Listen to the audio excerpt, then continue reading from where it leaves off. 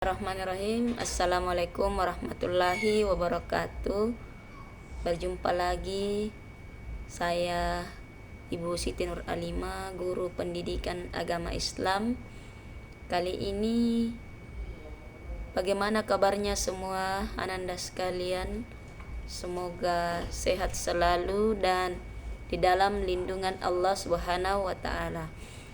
Baik, kali ini saya akan menjelaskan mengenai materi sholat dan zikir, yang dimana sholat dan zikir adalah dua praktik penting dalam Islam yang saling melengkapi. Sholat adalah ritual ibadah yang dilakukan dengan gerakan dan bacaan tertentu. Adapun pengertian sholat, yang pertama yaitu definisi sholat.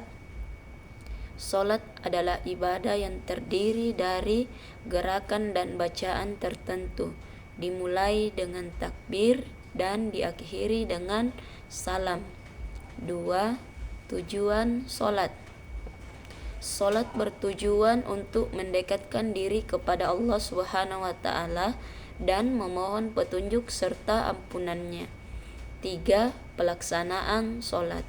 Sholat dilaksanakan dengan gerakan seperti berdiri, ruku, sujud, dan duduk, serta bacaan-bacaan yang ditetapkan. Keutamaan sholat, yang pertama yaitu mendapat pahala, yang kedua menjaga keimanan, dan yang ketiga yaitu menyucikan jiwa. Adapun rukun-rukun sholat yaitu niat. Sebelum kita melaksanakan sholat maka harus senantiasa melafalkan niat. Yang kedua yaitu takbiratul ihram, atau kita mengucapkan Allahu Akbar saat memulai sholat. Yang ketiga yaitu ruku dan sujud, adalah gerakan membungkuk dan meletakkan dahi ke lantai dalam sholat. Yang kedua yaitu pengertian zikir. Definisi zikir. Zikir adalah mengingat dan memuji Allah Subhanahu wa taala melalui ucapan-ucapan tertentu. Dengan zikir ini maka kita akan senantiasa merasa lebih tenang dalam menjalani kehidupan di dunia. Selanjutnya adalah tujuan zikir. Zikir bertujuan untuk mendekatkan diri kepada Allah Subhanahu wa taala dan memohon ampunannya.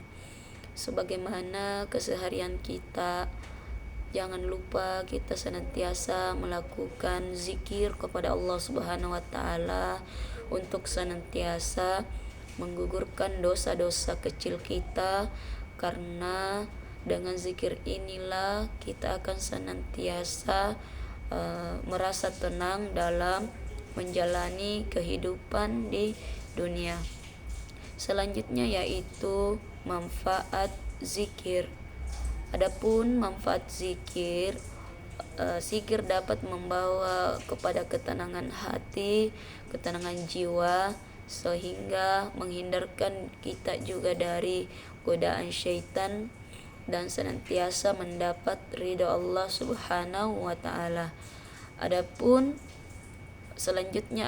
bentuk-bentuk zikir dapat dilakukan dengan membaca tasbih yaitu subhanallah, tahmid yaitu alhamdulillah, tahlil yaitu la ilaha illallah, takbir yaitu Allahu Akbar, yaitu kalimat-kalimat yang senantiasa kita memuji Allah Subhanahu wa taala. Adapun keutamaan zikir adalah kita sebagai manusia senantiasa mengingat Allah, karena dengan mengingat Allah maka hati kita akan menjadi tenang dan senantiasa diberkahi oleh Allah Subhanahu wa taala. Jadi hikmah dari sholat dan zikir adalah kita akan senantiasa menjadi pribadi yang bersih, perbuatannya baik, ucapan kita senantiasa terjaga. Dalam hal ini kita tidak sembarang berucap, kita senantiasa mengucapkan hal-hal yang baik, sebagaimana dikatakan bahwa ucapan adalah doa, sehingga kita harus senantiasa mengeluarkan perkataan yang baik sehingga melahirkan juga perbuatan yang baik. Karena dengan begitu maka kehidupan kita di dunia akan senantiasa terarah, tujuan kita juga akan terarah, sehingga dalam hidup ini segalanya Allah berikan kemudahan, kita senantiasa diberikan waktu yang sangat banyak, sehingga kita harus senantiasa bersyukur atas nikmat Allah Subhanahu wa taala, karena begitu banyak nikmat yang diberikan Allah kepada kita semua, sehingga kita tidak boleh yang namanya malas sholat dan malas berzikir, karena itu adalah bekal kita nanti di akhirat untuk senantiasa kita lakukan di dunia. Baik anak-anakku sekalian, semoga apa yang ibu sampaikan kali ini bisa kita terapkan dalam kehidupan sehari-hari, sehingga hidup kita menjadi terarah dan senantiasa dilindungi oleh Allah Subhanahu wa taala. Terima kasih anak-anakku sekalian, semoga kita senantiasa dalam lindungan Allah.